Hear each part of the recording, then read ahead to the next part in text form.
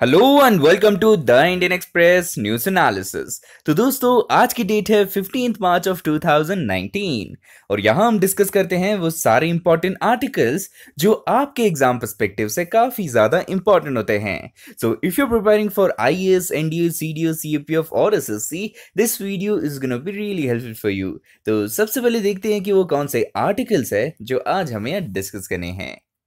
उससे पहले आज का जो कोट है वो है लीडरशिप से रिलेटेड। आप इसका इस्तेमाल कर सकते हैं अगर आप कहीं पे भी लिख रहे हैं role of leadership in various sectors, जैसे कि अगर पॉलिटिकल अरीना हो सकता है, एजुकेशन के रिलेशन में, तो आप जो है लीडरशिप का ये कोट यूज कर सकते हैं। तो leadership is not about titles, positions और flow chart, it is about one life influencing the another. तो यहाँ पे आप अगर किसी को भी अपना रोल मॉडल मानते हैं तो देखिए कि कैसे जो है उस पर्टिकुलर इंसान, जैसे एग्जाम्पल ले सकते हैं आप डॉक्टर एपीजे अब्दुल कलाम का, तो कैसे जो है उन्होंने यहाँ पे लोगों की लाइफ को इन्फ्लुएंस किया अपना आइडिया से, अपनी लाइफस्टाइल के साथ। तो उसी तरीके से जो है बहुत सारे अलग अलग लीडर्स होते हैं अलग अलग सेक्टर्स में, तो उन सब का जो एग्जांपल आप साइट कर सकते हैं अगर आप यहाँ पे लीडरशिप के बारे में कुछ भी लिख रहे हैं। तो अब चलते हैं हम यहाँ पे एडिटोरियल पेज पे। एडिटोरियल पेज पे लेफ्ट साइड पे जो पहला आर्टिकल आया है ये फिर से मसूद अजहर से रिलेटेड आया हुआ है। तो जैसे कि आप जानते हैं चाइना ने यहाँ पे अपना वीटो पावर इस्तेमाल करते हुए यहाँ पे जो है टेक्निकल ब्लॉकेज लगा दिया है।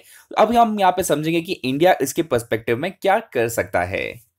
नीचे वाला आर्टिकल बेसिकली गेम से रिलेटेड है जिसका नाम है पबजी। तो पबजी से रिलेटेड आपको सबसे पहले कंटेक्स्ट ये पता होना चाहिए कि यहाँ पे नोटिफिकेशन यहाँ पे बताया था कि आप जो है इस पर्टिकुलर गेम को नहीं खेल सकते हैं किसी भी पब्लिक एरिया में। रीजन बहुत सारे अलग अलग साइट किए हुए हैं। सबसे पहले तो ये कि यहाँ पे जो है जो साइबर बुलिंग हो सकती है यहाँ पे, उसी के साथ साथ जो यहाँ पे अग्रेसिव बिहेवियर यहाँ पे चिल्ड्रन के बीच में नजर आता है, इससे जो है उनका ये लोग एजुकेशन से डिविएट होने लग गए हैं। यहाँ पे जो है लर्निंग इंपेयरमेंट आ सकता है, कहीं ना कहीं ये लोग जो है अग्रेसिव हो सकते हैं। तो वही सारी चीजों की वजह से जो है यहाँ पे नोटिफिकेशन रिलीज हुआ था, बोला था कि आप जो है ये पर्टिकुलर गेम नहीं खेल सकते हैं। लेकिन इस आर्टिकल में आप समझेंगे क्या उसके बेनिफिट हो सकते हैं और क्यों जो है ये थेरेपेटिक भी माना जा सकता है, वो सारी चीजें यहाँ पे समझेंगे इस आर्टिकल में। सेंटर में जो आर्टिकल है वो सबसे इंपॉर्टेंट है। यहाँ पे हम डिस्कस करेंगे नेशनल सिक्योरिटी डॉक्ट्रिन के बारे में। तो जैसे कि आप जानते हैं यहाँ पे बालाकोट इंसिडेंट्स के बाद से ही यहाँ पे काफी ज्यादा डिमांड बढ़ गई है कि हमारी कंट्री के पास एक नेशनल सिक्योरिटी डॉक्ट्रिन होनी चाहिए। इस आर्टिकल में हम एक और चीज डिस्कस करेंगे कि इवन पास्ट में यहाँ पे जब कारगिल रिव्यू कमेटी बनी थी, फिर नरेश चंद्रा की जो टास्क फोर्स बनी थी, उन्होंने भी बहुत सारे रिकमेंडेशन दिए थे कि कौन कौन से चेंजेस है जो हमारे यहाँ पे गवर्नेंस में, इवन जो मिलिट्री टैक्टिक्स है उसमें चेंज करने की जरूरत है। लेकिन आज तक जो है उस पर कभी भी ओपन डिबेट नहीं हुई है, कोई इंप्लीमेंटेशन भी हमें ज्यादा नजर नहीं आई है। तो उन सब चीजों के बारे में डिस्कस करेंगे इस आर्टिकल में। नीचे वाला आर्टिकल जो है ये बेसिकली डिस्कस करेंगे हम यहाँ पे बेसिकली नेट वॉर्स के बारे में। तो जैसे कि आप जानते हैं पुलवामा अटैक के तुरंत बाद यहाँ पे दोनों तरफ यानी कि इंडिया और पाकिस्तान दोनों की तरफ से यहाँ पे जो है इवन ट्विटर पे, फेसबुक पे अलग तरीके की वॉर चल रही थी। यहाँ पे हैशटैग यहाँ पे जो है फेमस हो रहे थे। तो यहाँ पे बात कर रहे हैं कि असली वॉर तो नहीं हुई, लेकिन ये जो नेट वॉर है ये काफी ज्यादा जो है प्रोमिनेंट हो गए हैं इन द रिसेंट टाइम्स। तो क्या इसकी इंपॉर्टेंस है, क्यों ये यूजुअली इंपॉर्टेंट नहीं होता है, वो सारी चीजें जो है हम डिस्कस करेंगे इस आर्टिकल में। नेक्स्ट पेज पे जो आर्टिकल है ये बता रहे हैं कि क्यों जो है एजुकेशन यूजुअली किसी भी इलेक्टोरल पोल में एक मेजर इशू नहीं बनता है। क्योंकि आप जानते हैं कि एजुकेशन जो है हर किसी के मैनिफेस्टो में अवेलेबल होता है, लेकिन अगर मान लीजिए आपने अपने प्रोमिसेस नहीं पूरे किए हैं तो यूजुअली जो है पब्लिक आपको पनिश नहीं करती है। अगर मान लीजिए आप कोई पॉलिटिशियन है, आपके मैनिफेस्टो में लिखा है कि आप जो है यहाँ पे एजुकेशन डेवलपमेंट करने वाले अपने एरिया में, लेकिन अगर मान लीजिए आप फेल कर गए, आपने नहीं किया है, तो यूजुअली जो है पब्लिक आपको उसके लिए पनिश नहीं करेगी। लेकिन अगर वही मुद्दा अगर यहाँ पे पानी का होता या फिर जॉब का होता तो शायद जो है पब्लिक आपको जरूर यहाँ पे पनिश कर सकती थी। नीचे वाला जो आर्टिकल है यहाँ पे हम डिस्कस करेंगे कि जो एजुकेटर है वो उसका क्या रोल होने वाला है। एक्चुअली ये दोनों आर्टिकल में जो है दोनों को मिक्सअप करके पढ़ेंगे कि कौन कौन से इंपॉर्टेंट पॉइंट्स है जो हमें पता होना चाहिए एजुकेशन और इलेक्शन से रिलेटेड। नेक्स्ट जो आर्टिकल आप राइट साइड पे देख रहे हैं काफी पॉलिटिकल नीचे तो डिस्कस नहीं करेंगे। अब जैसे कि आप जानते हैं हर वीडियो में हम डिस्कस करते हैं एक पर्टिकुलर कंट्री को। तो आज की कंट्री का नाम है कॉन्गो डीआरसी यानी कि डेमोक्रेटिक रिपब्लिक ऑफ कॉन्गो। तो यहाँ पे हम समझेंगे कि इसकी जो लोकेशन आपको नजर आएगी अफ्रीकन कॉन्टिनेंट में, यहाँ पे आप उसकी कैपिटल देख सकते हैं किन्हासा, और ये बेसिकली बॉर्डर करता है अलग अलग 9 कंट्रीज पे। इसके आप यहाँ पे देख सकते हैं कॉन्गो आपको नजर आएगा, सेंट्रल अफ्रीकन रिपब्लिक नजर आएगा, सुदान है, उगांडा है, रवांडा है, बुरुंडी है, फिर यहाँ पे आप देख सकते हैं कि जाम्बिया और अंगोला है। उसके साथ साथ आपको एक और चीज ये पता होनी चाहिए कि जो इक्वेटर है वो पास करता है कॉन्गो डीआरसी से। यहाँ पे आप देख सकते हैं इक्वेटर पास करता हुआ नजर आ रहा है आपको। और अगर यहाँ पे कॉन्गो की और बात करेंगे तो इसके पास बहुत ही रिच वेजिटेशन अवेलेबल है, रिसोर्सेज अवेलेबल है, लेकिन क्योंकि यहाँ पे अभी तक उसे हार्नेस नहीं किया गया ठीक से, इसी वजह से जो है इनकी जो इकोनॉमी इतने अच्छे से नहीं बढ़ पा रही है। उसके साथ साथ यहाँ पे अगर बात करेंगे वेजिटेशन की तो यहाँ पे आपको बहुत सारे फॉरेस्ट नजर आएंगे, और उसके बाद एक और इंपॉर्टेंट रिवर है जो यहाँ से फ्लो करती है, इसका नाम है कॉन्गो रिवर। अब चलते हैं यहाँ पे नेक्स्ट क्वेश्चन की। यहाँ पे पूछा जा रहा है कि जो Pinaka guided weapon rocket system है जो कि रिसेंटली न्यूज में था, इसे डेवलप कौन सी ऑर्गेनाइजेशन ने किया है? तो यहाँ पे आपका चार ऑप्शन है, डीआईए है, डीआरडीओ है, बार्क है और वीएसएससी है। तो ये जो particular rocket guided weapon rocket है तो ये एक्चुअली डेवलप की है डीआरडीओ के द्वारा। उसके साथ साथ आपको बताना चाहिए कि जो पिनाका मिसाइल से हमने यूज की थी इवन कारगिल वॉर में, लेकिन तब जो है वो गाइडेड वेपन नहीं था। अब जो इसकी गाइडेड मिसाइल की टेस्टिंग की गई थी तो इसी वजह से जो काफी ज्यादा न्यूज में था। और अगर इसकी टेस्टिंग की बात करें तो ये रिसेंटली टेस्ट हुआ था पोखरण डेजर्ट में, जो कि आपको राजस्थान में नजर आएगा। अगले यहाँ पे इसकी आप फोटो देख सकते हैं, यहाँ पे पिनाका जो मल्टी बैरल मिसाइल रॉकेट्स है, और इसी के साथ साथ यहाँ पे डीआरडीओ के बारे में कुछ इंपॉर्टेंट चीजें कि डीआरडीओ जो है ये बेसिकली हमारी कंट्री की एक रिसर्च एजेंसी है जहाँ पे बहुत सारी डेवलपमेंट की जाती है। इसको फाउंड किया गया था 1958 में। और अगर हम मोटो की बात करेंगे वो है strength origin is in science. अब यहाँ पे उसी के बारे में कुछ और इंपॉर्टेंट चीजें हैं जो आपके लिए स्टेटमेंट सब में आ सकते हैं, जैसे कि पूछा जा सकता है कि ये जो डीआरडीओ इसे बनाया गया है कैसे। यहाँ पे तीन चीजों को यहाँ पे मर्ज किया गया था, एक है टेक्निकल डेवलपमेंट एस्टैब्लिशमेंट, फिर एक है directorate of technical development production और डिफेंस सर्विसेज ऑर्गेनाइजेशन। इन तीनों को मर्ज करके यहाँ पे जो है डीआरडीओ की शुरुआत की गई थी 1958 में। और इसका जो पूरा एडमिनिस्ट्रेटिव कंट्रोल है वो आता है मिनिस्ट्री ऑफ डिफेंस, जो कि गवर्नमेंट ऑफ इंडिया के अंदर काम करता है। अब चलते हैं यहाँ पे पहले आर्टिकल की तरफ। पहला आर्टिकल बेसिकली इस पर्टिकुलर गेम के बारे में है जिसका नाम है यहाँ पे पबजी। और पबजी का बेसिकली मतलब होता है प्लेयर अननोन बैटल ग्राउंड। अब इसमें प्रॉब्लम ये हुई कि यहाँ पे जितने भी जो पुलिस वाले इन्होंने नोटिफिकेशन यहाँ पे बताई थी कि आप जो है पब्लिक प्लेसेस में इसको गेम नहीं खेल सकते हैं, लेकिन उसी के साथ साथ अगर इसका आप यहाँ पे पूरे अगर सोर्स में जाएंगे, अगर कॉस्ट रोकने के लिए आप जो है ऑनलाइन का माध्यम इस्तेमाल कर सकते थे। लेकिन अब यहाँ पे क्या हुआ कि जो राजकोट की पुलिस है इन्होंने यहाँ पे जितने भी जो यंग बच्चे हैं जहाँ पे खेल रहे थे उनको यहाँ पे पकड़ लिया है। अब क्योंकि ये बेलेबल ऑफेंस है, मतलब आपको बेल मिल सकती है, तो ये एक फैक्टर जो आपको समझना है। लेकिन यहाँ पे दो इंपॉर्टेंट चीजें हम समझेंगे कि ऐसे ही existing shooting games already exist करते हैं अलग अलग यहाँ पे प्लेटफॉर्म पे, यहाँ पे इवन पीसी में, इवन मोबाइल फोन पे। तो उसको ना रोककर सिर्फ इसी को क्यों रोका जा रहा है? अलग अलग यहाँ पे रीजन साइड किए जा रहे हैं। इवन यहाँ पे जो है लेटर लिख दिया गया है प्राइम मिनिस्टर को। आपको समझना ये है कि सबसे पहली बात तो ये है कि इससे कहीं ना कहीं जो है वॉयलेंस जो है बच्चों में बढ़ता जा रहा है। और यहाँ पे जो छोटे छोटे बच्चे इसको गेम खेल रहे हैं तो उनको काफी ज्यादा डिविएट कर रहे हैं अपने एजुकेशन से, मतलब उनका जो लर्निंग पैटर्न है वो थोड़ा सा शिफ्ट हो रहा है।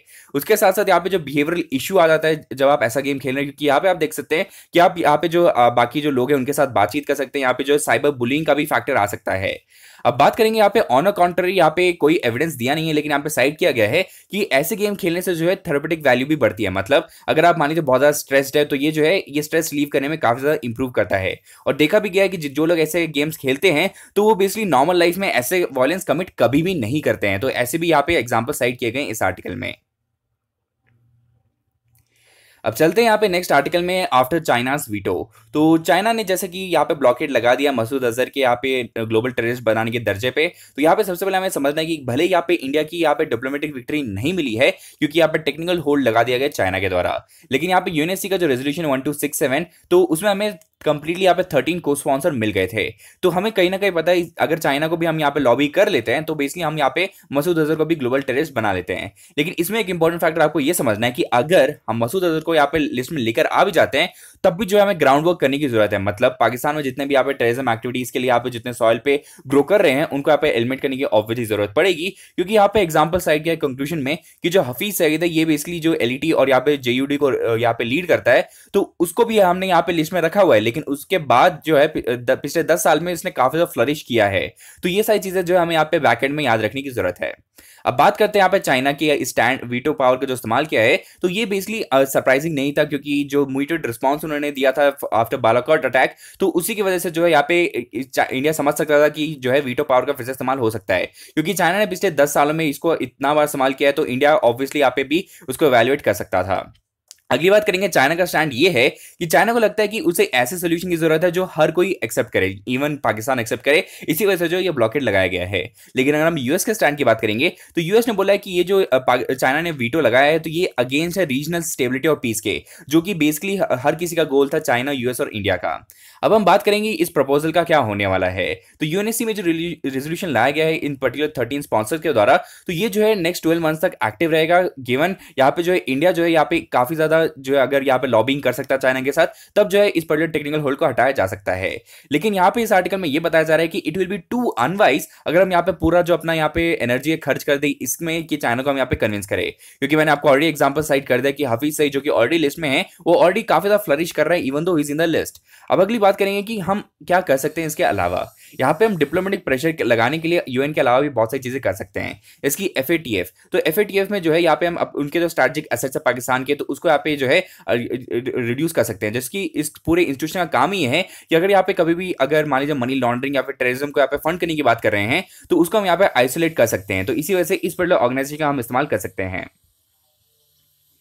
अगला हम बात करेंगे एक्सप्लोडिंग हैशटैग्स के बारे में। तो जैसे कि आप जानते हैं पुलवामा अटैक और इवन जो बालाकोट के बाद से क्या हुआ है कि बहुत सारे इवन इंडिया पाकिस्तान दोनों तरफ से बहुत सारे हैशटैग चले हैं। कुछ एग्जांपल यहाँ पे दिए हुए हैं, फाइनल स्ट्राइक, डिक्लेयर पाक terror state, India strike back. तो ये जो चीजें हैं ये काफी ज्यादा जो है यहाँ पे फैलने लगती है। अब प्रॉब्लम ये होती है कि असली न्यूज क्या है और यहाँ पे जो चीजें बताई गई इस हैशटैग्स और न्यूज के द्वारा, तो उनके बीच में डिस्क्रिमिनेट करना काफी ज्यादा मुश्किल हो गया है। और सोशल मीडिया जो यहाँ पे इमर्ज कर रहा है, जहाँ पे एक्ट कर रहा है not even as a discovering tool for news, ये एक्चुअली न्यूज बना रहा है।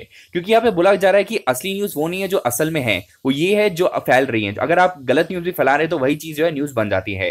अगली बात हम करेंगे कि बहुत सारे रिलायबल रिसोर्सेज आ चुके हैं जो कोशिश कर रहे हैं कि जो फेक न्यूज है और जो असली न्यूज है उनके बीच में डिफरेंशिएट करने की पूरी कोशिश कर रहे हैं। और जरूरत यह है कि जितने भी इन्फॉर्म सिटीजन हैं वो ऐसे न्यूज चैनल्स और यहाँ पे जो ऐसे मीडियम्स है उनको यहाँ पे फॉलो करे। अगली बात हम करेंगे कि यहाँ पे अगर बात करेंगे कन्वेंशनल वॉर की, यहाँ पे बार बार सोशल मीडिया में बात करते रहते हैं, लेकिन ये जो है कन्वेंशनल वॉर कभी हुई नहीं है। लेकिन यहाँ पे हम विटनेस करेंगे जो नेट वॉर होती है, तो उससे भी कोई यहाँ पे जो है बेटर सोल्यूशन नहीं आता, सिर्फ ये जो हेट्रेड है वो फैलता रहता है। अगला आर्टिकल हम डिस्कस करेंगे वोट और नेशनल सिक्योरिटी से रिलेटेड। तो नेशनल सिक्योरिटी जो है वो काफी इंपॉर्टेंट हो जाता है इस पर्टिकुलर इलेक्शन में, क्योंकि हमने देखा है कि ज्यादा जो पॉलिटिकल पार्टीज है वो नेशनल सिक्योरिटी को कभी भी इंपॉर्टेंट मुद्दा नहीं बनाती है। लेकिन इस पर्टिकुलर आर्टिकल में बोला जा रहा है ना सिर्फ पॉलिटिकल गेन के लिए, even for the welfare of the nation, आपको नेशनल सिक्योरिटी जो है एक इंपॉर्टेंट पैरामीटर रखना चाहिए अपने मैनिफेस्टोज में। अब हम यहाँ पे समझेंगे कि क्यों जो है यहाँ पे नेशनल सिक्योरिटी में हमने बहुत सारी इंप्रूवमेंट की है, उसके बावजूद जो है इंप्लीमेंटेशन में गैप्स बच गई हैं। इसकी अगर बात करेंगे यहाँ पे कारगिल रिव्यू कमेटी जो कि 2000 में बनाई गई थी, उसके बाद नरेश चंद्र टास्क फोर्स जो है इन्हें बहुत सारे रिकमेंडेशन दी हुई है। उन रिकमेंडेशन के बारे में हम डिस्कस करेंगे, लेकिन प्रॉब्लम यह है कि इन रिकमेंडेशन पे कभी भी इंप्लीमेंटेशन नहीं की गई है। उसके साथ बात करेंगे कि हम लोग भले ही कोशिश कर रहे हैं बताने की कि हमारे जो नेबर है वो काफी ज्यादा हॉस्टाइल है, लेकिन हमें यह भी समझने की जरूरत है कि क्यों जो है हमारी कंट्री में अभी भी इतने लेखना एग्जिस्ट करते हैं कि कोई बाहर वाला उसको यहाँ पे जो है लिवरेज कर रहा है। उसके बाद हम बात करेंगे नेशनल सिक्योरिटी डॉक्ट्रिन की। तो ये जो है काफी इंपॉर्टेंट रहेगा, क्योंकि ये जो डॉक्ट्रिन होगी ये इनलाइन होनी चाहिए हमारे कॉन्स्टिट्यूशन की और जो पूरी एस्पिरेशन है हमारी कंट्री की। अगर ये दो चीजें मैच हो जाती है तो नेशनल सिक्योरिटी डॉक्ट्रिन जो है एक बहुत ही इंपॉर्टेंट जो स्टेटमेंट बन जाएगा हमारी कंट्री के लिए।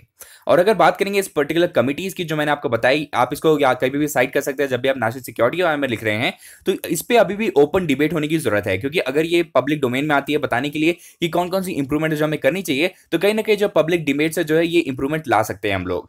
अगली बात करेंगे इस पूरी रिपोर्ट में एक इंपॉर्टेंट फैक्टर है वो है पुलिस रिफॉर्म। क्योंकि पुलिस जैसे कि आप जानते हैं जो ग्राउंड पर वर्क करता है, अगर वो एफिशिएंट नहीं है तो कहीं ना कहीं जो है हमारी जो ओवरऑल नेशनल सिक्योरिटी वो जो हर्ट हो सकती है। यहाँ पे इस आर्टिकल में बताया जा रहा है कि good and efficient junior most foot soldier, माने मतलब यहाँ पे जो पुलिस जो बीट पुलिस ऑफिसर होते हैं, अगर वो जो यहाँ पे कांस्टेबल्स होते हैं अगर वो अच्छे से काम कर पा रहे हैं, तो अब जो है हम यहाँ पे अपना पूरा जो पिरामिड है उसे और स्ट्रांग बना सकते हैं। एक इंपॉर्टेंट प्रॉब्लम ये आती है कि जो लॉ एंड ऑर्डर का जो सब्जेक्ट है ये बेसिकली स्टेट सब्जेक्ट में आता है। तो यहाँ पे जो करप्शन और यहाँ पे जो पॉलिटिकल पैटर्नेज की वजह से जितने भी यहाँ पे कांस्टेबल्स और जो यहाँ पे पुलिस वाले यहाँ पे जो भर्ती होते हैं, तो उनमें करप्शन और जो पॉलिटिकल पैटर्नेज है वो काफी ज्यादा नजर आती है, जो एक काफी पॉसिबल हो सकता है इस लेकुना की वजह से कि हमारे पुलिस रिफॉर्म इतनी आसानी से नहीं हो पा रहे हैं। अगली बात हम करेंगे lowest police to population ratio हमारी कंट्री में नजर आता है। मतलब हमारे पास 1 लाख यहाँ पे पॉपुलेशन के लिए सिर्फ 125 यहाँ पे पुलिस यहाँ पे हमारे पास होते हैं। तो कहीं ना कहीं यहाँ पे इवन बहुत सारी वैकेंसी नजर आती है अलग अलग स्टेट में। तो इन सारी चीजों को अगर हम सॉल्व कर लेते हैं तो कहीं ना कहीं हमारे लिए एक फर्स्ट स्टेप हो सकता है कि कैसे जो है हम अपनी नेशनल सिक्योरिटी को इंप्रूव कर सकते हैं। अगली बात हम करेंगे कि जो स्मगलिंग एक्टिविटी होती है अक्रॉस दी अरेबियन सी हो सकता है, जो बे ऑफ बंगाल हो सकता है, तो उसको रिड्यूस करने के लिए भी हमारे पास इतनी ज्यादा मैन पावर अवेलेबल नहीं होती, क्योंकि बहुत सारे जो पॉलिटिशियंस है उनके पास यहाँ पे जो है 3 तरीके की सिक्योरिटी गार्ड्स होते हैं, लेकिन यहाँ पे इन हमारे बॉर्डर्स को सिक्योरिटी देने के लिए हमारे पास इतने सारे मैन पावर नहीं हो पाते हैं। अगर हम कहीं ना कहीं इन सब चीजों को मैनेज कर पाते हैं तो हमारी जो नेशनल सिक्योरिटीज है वो धीरे धीरे इंप्रूव हो सकती है। अब चलते हैं यहाँ पे नेक्स्ट आर्टिकल में education as a poll issue के बारे में। तो सबसे पहले हम समझेंगे कि क्यों जो है एजुकेशन को एज अ पोल इशू नहीं यूज किया जा सकता है। तो सबसे पहले हम समझेंगे क्योंकि एजुकेशन एक बहुत ही लॉन्ग टर्म गोल होता है, मतलब इसे अगर अचीव करना तो इवन मोर देन 5 years लगता है। इसी वजह से जो है कोई भी पॉलिटिशियन जो है एजुकेशन को एज अ पोल इशू कभी कंसिडर ही नहीं करता है, क्योंकि यहाँ पे जो है सस्टेन एफर्ट्स की जरूरत है। क्योंकि आप सिर्फ एक एक्ट लाकर नहीं बिलीव कर सकते कि आपके डिस्ट्रिक्ट में एजुकेशन काफी अच्छा हो सकता है। आपको कॉन्स्टेंटली उसको यहाँ पे जो है मॉनिटर करने की जरूरत है, उसमें चेंजेस करने की जरूरत है, तब जाके जो है आपकी डिस्ट्रिक्ट में यहाँ पे एजुकेशन की क्वालिटी इंप्रूव हो सकती है।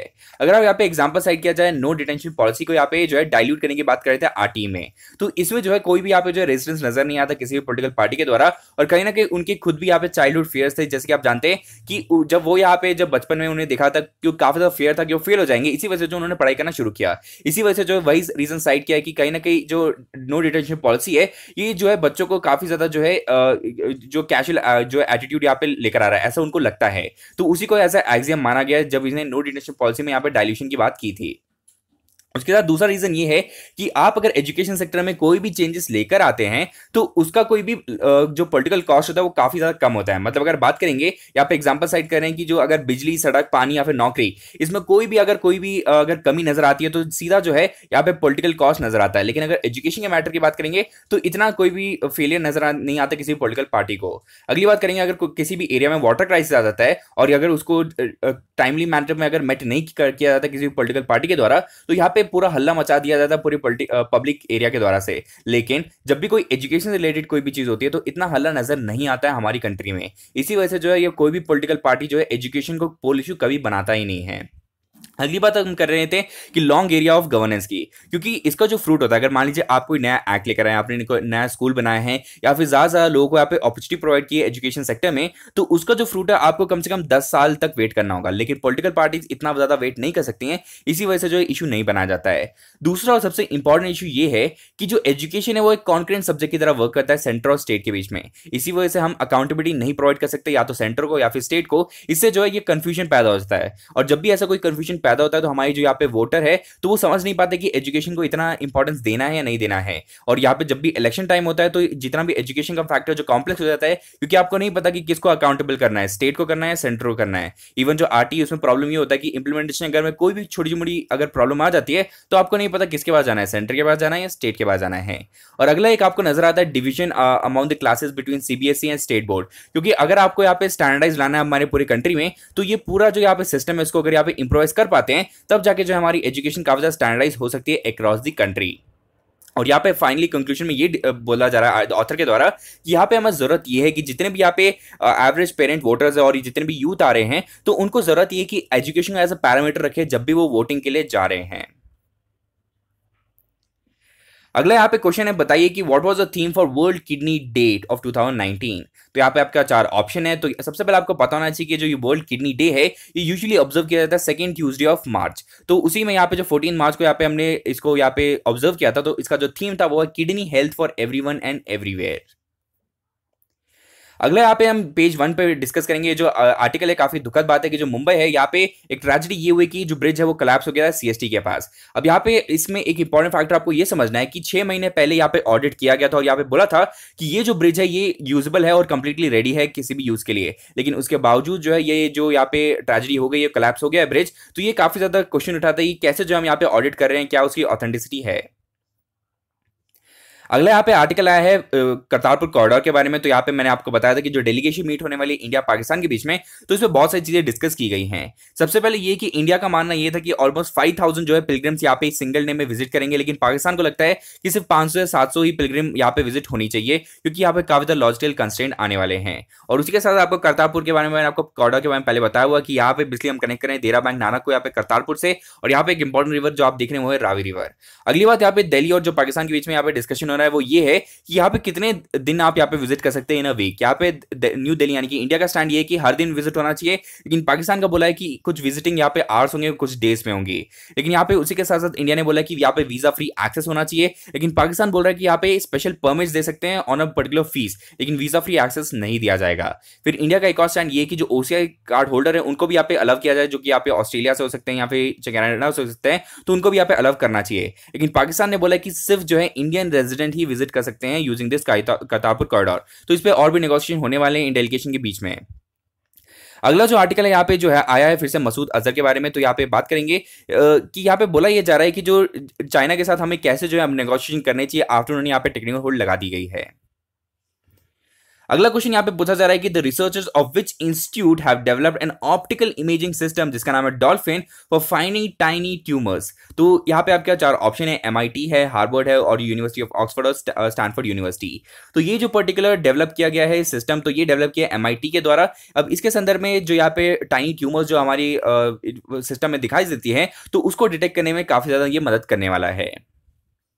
अगला यहाँ पे राफेल डील से रिलेटेड इंपॉर्टेंट यहाँ पे जो अपडेट ये है कि सुप्रीम कोर्ट ने ये बोला है कि अगर यहाँ पे करप्शन या फिर जो ह्यूमन राइट्स रिलेटेड कोई भी इशू आता है, तो यहाँ पे आरटीआई के जो दायरे में अगर कोई इंस्टीट्यूशन नहीं भी आता है, तो उसको भी यहाँ पे बोला जा सकता है सुप्रीम कोर्ट के द्वारा कि आप जो ये इन्फॉर्मेशन साइट कीजिए। तो यहाँ पे जो है सुप्रीम कोर्ट ने अपना स्टैंड काफी क्लियर कर दिया है कि राफेल की सीक्रेसी से रिलेटेड अगर कोई भी गवर्नमेंट यहाँ पे कुछ भी बोलता है, तो उसको यहाँ पे नजरअंदाज करते हुए बोलेगा कि यहाँ पे अगर कभी करप्शन हुआ है तो इंपॉर्टेंट डॉक्यूमेंट्स को यहाँ पे रिलीज करने को बोलेगा सुप्रीम कोर्ट।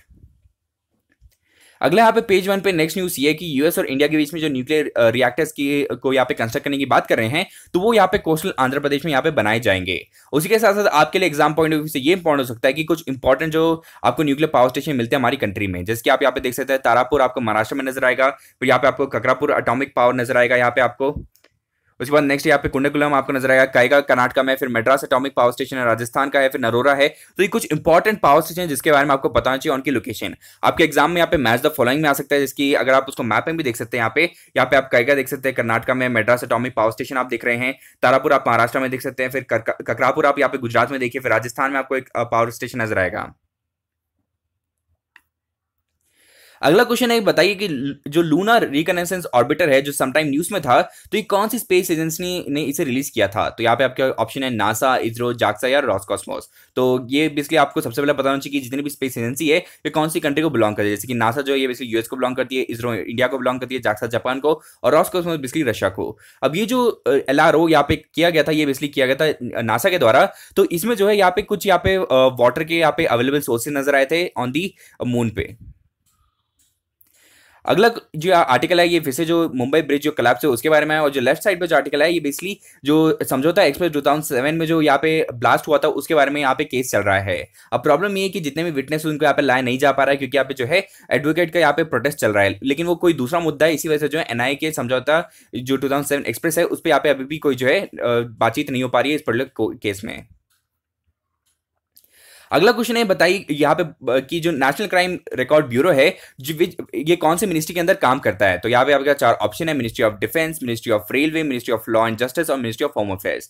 तो ये जो पर्टिकुलर ब्यूरो है काफी इंपॉर्टेंट है, न्यूज में भी रहता है, क्योंकि ये जो है काफी ज्यादा हेल्प करता है इवन रिसर्च एंड डेवलपमेंट में, और जो एडवाइजरी बॉडी की तरह भी काम करता है। तो ये जो है काम करता है मिनिस्ट्री ऑफ होम अफेयर्स के अंदर।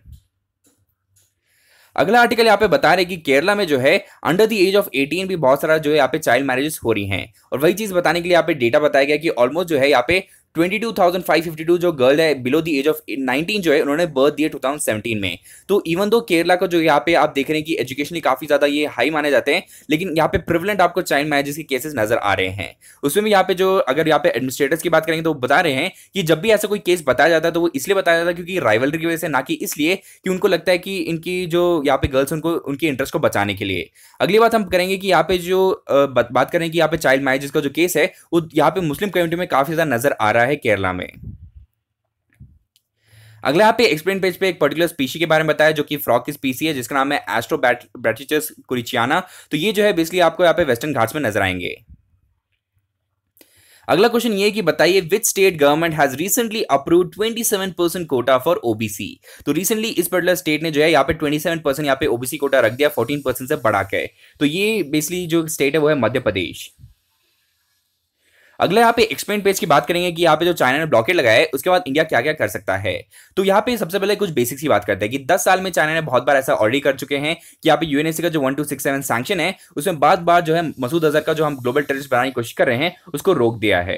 रिसेंटली भी इन्होंने अब टेक्निकल होल्ड लगा दिया है, लेकिन अब इंडिया क्या कर सकता है उसके बारे में डिस्कस करेंगे। कि यहाँ पे अगर बात करेंगे यूएस की, यूएस ने काफी अच्छे से बोला कि यहाँ पे रीजनल स्टेबिलिटी को यहाँ पे मेंटेन करने के लिए चाइना ने एक बहुत ही गलत स्टेप लिया हुआ है इस वक्त। लेकिन यहाँ पे हम समझेंगे कि चाइना ने सिर्फ सिर्फ इसी मुद्दे पे नहीं, अलग अलग मुद्दे पे भी यहाँ पे जो है अपना होल्ड लगाया हुआ है। जिसकी एनएसजी की बात करेंगे, एनएसजी में जो है इंडिया मेंबर बनने की कोशिश कर रहा है, लेकिन चाइना जो है हर बार ब्लॉक लगा देता है।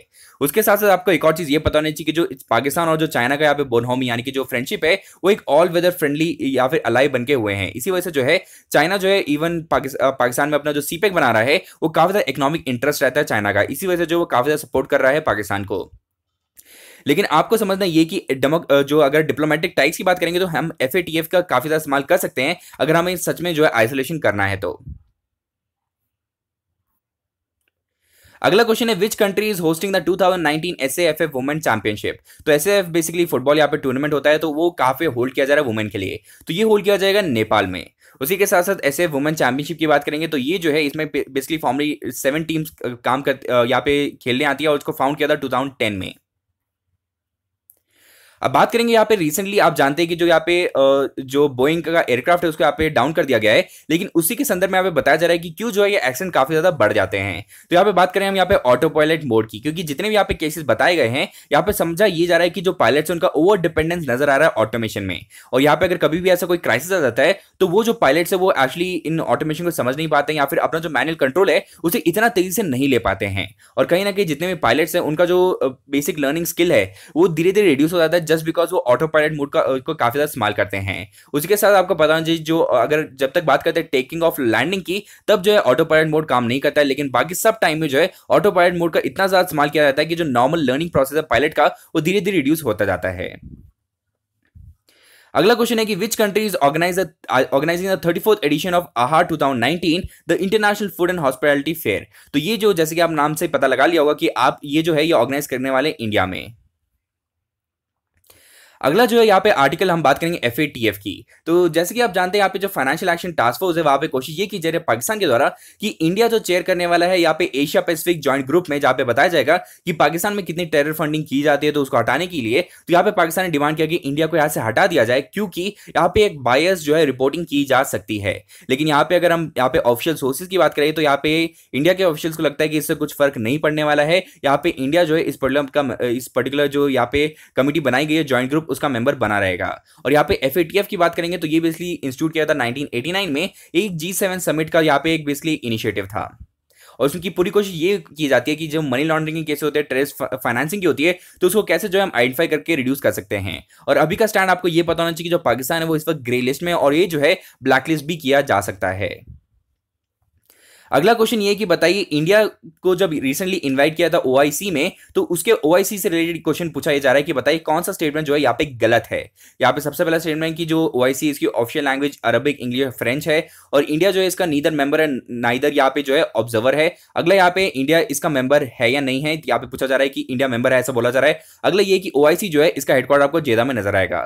तो इन चार स्टेटमेंट में जो गलत स्टेटमेंट है वो ये है कि इंडिया मेंबर है ओआईसी का, तो इस वक्त जो है ओआईसी का मेंबर नहीं है इंडिया, क्योंकि अगर बात करें कि ओआईसी की तो यहाँ पे जितने भी यहाँ पे ऑर्गेनाइजेशंस है ये बेसिकली इस्लामिक को बिलोंग करते हैं, लेकिन हमारा जो इंडिया है ये बेसिकली सेक्युलर नेशन है, तो ओआईसी का मेंबर बनना इतना रेलेवेंट नहीं बनता है। अगला जो आर्टिकल है यहाँ पे बताया जा रहा है कि जो फेसबुक और बाकी जितने भी कॉन्ग्लोमरेट्स हैं उनके बीच में जो डेटा की जो डील हुई है उसको यहाँ पे इन्वेस्टिगेट किया जा रहा है यूएस की यहाँ पे बॉडीज के द्वारा। अगला हम बात करेंगे ब्रेक्सिट के बारे में। तो यहाँ पे फाइनली एक और बार यहाँ पे जब उन्होंने प्रस्तुत किया था अपना यहाँ पे जो बिल, तो वो फिर से पास नहीं हुआ है। तो यहाँ पे मैंने आपको बार बार बताया कि क्या जो है इसके फ्यूचर हो सकता है, लेकिन आपको यूरोपियन यूनियन के बारे में कुछ पता होना चाहिए कि ये जो है फाउंड किया गया था 1993 में, और इसका जो आपको हेडक्वार्टर वो मिलेगा ब्रसेल्स में, जो कि कैपिटल है बेल्जियम की। अब बात करते हैं इकोनॉमी पेज पर राइट साइड पे जो आर्टिकल आया है, यहाँ पे आरबीआई ने डिसाइड किया है कि ऑलमोस्ट $5 बिलियन जो है उन्होंने प्लान किया है कि यहाँ पे जो है इन्फ्यूज करेंगे हमारे मार्केट में। उसके साथ साथ जो लेफ्ट साइड पे आर्टिकल आया है वो एफएसडीसी के बारे में है, जो कि financial stability and development council.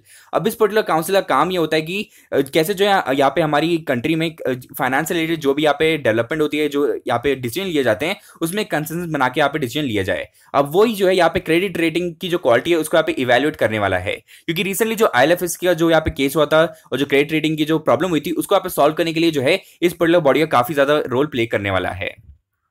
अब यहाँ पे बात करते हैं एफएसडीसी की। एफएसडीसी बेसिकली यहाँ पे एक ऐसी बॉडी है जो फाइनेंशियल सिस्टम हमारी इकोनॉमी को इंप्रूव करने के लिए काम करती है। इसको सेटअप किया था 2010 में, और इसके जो चेयरमैन होते हैं वो होते यूनियन फाइनेंस मिनिस्टर। लेकिन यहाँ पे रेगुलेटरी अथॉरिटी जिसकी आरबीआई, सेबी, आईआरडीए और जो पीएफआरडीए है उनके भी यहाँ पे जो सेक्रेटरी यहाँ पे जो है काम करते हैं। अगला आपके लिए क्वेश्चन ये कि बताइए कि हेडक्वार्टर कहाँ है फीफा का, और उसके साथ साथ बताइए कि which state has is the मुलियर डैम। तो मुलियर डैम आपको कौन से स्टेट में नजर आएगा। तो ये दो क्वेश्चन का आंसर आप इसलिए कमेंट बॉक्स में दे सकते हैं। तो आज के लिए इतना ही है। आशा करता हूं आपको वीडियो पसंद आया। पसंद आया इस वीडियो को लाइक कीजिए, शेयर कीजिए दोस्तों के बीच, और सब्सक्राइब करना ना भूलिएगा। Thank you and have a nice day. जय हिंद।